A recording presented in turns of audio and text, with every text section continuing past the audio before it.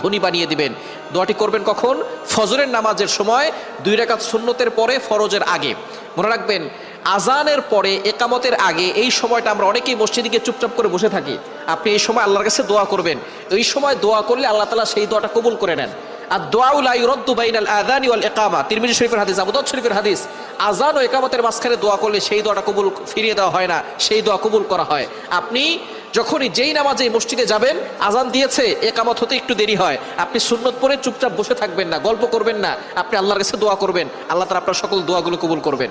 ফজরের সুন্নতের পরে আপনি ফরজের আগে মধ্যবর্তী সময় আপনি সুন্নত ঘরেও পড়তে পারেন। আজান দিয়েছে, আপনি একটু আগে উঠবেন, তাহাজ্জুদ নামাজ পড়বেন, অথবা আপনি তাহাজ্জুদ নামাজ পড়ে সুন্নত আজান দেওয়ার সাথে সাথে সুন্নতটা ঘরে পড়বেন।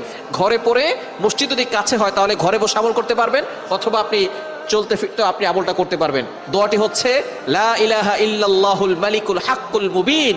এই দোয়াটা যদি আপনি পড়তে